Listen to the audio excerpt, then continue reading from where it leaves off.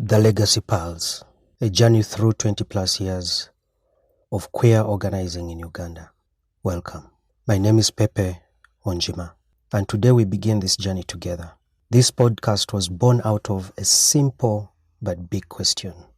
I asked this question several times. What does queer liberation look like?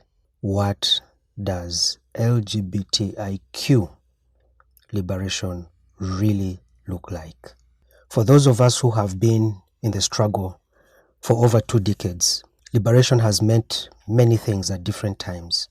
Survival, safety, visibility, love, belonging, moving from handouts to purchasing or buying power. This podcast is about looking back at where we started, the dreams we held, the risks we took, and how far we've come and how far we will go.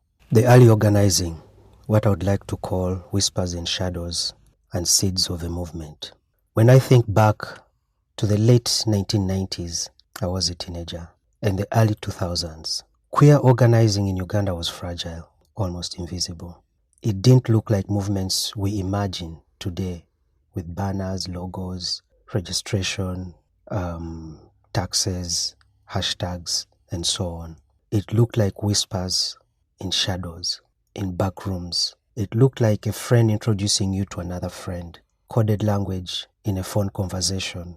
We had those analog phones, the Nokia 628 and so on. And quiet meetings where trust had to be earned. We gathered whenever we could, in backyards, street corners, sometimes living rooms, in small bars like Dizzy Drop House in Intinda, Tikozi in Makerere, Al's Bar in Kansanga, and sometimes even church fellowships where the cover of prayer gave us safety. These were the days before NGO-nization or NGOs and CSOs before international attention. It was survival organizing. The risk was enormous. Police raids on neighbors that they suspected, tabloids listing schools that were suspected to breed homosexuals, and most of those schools were single schools.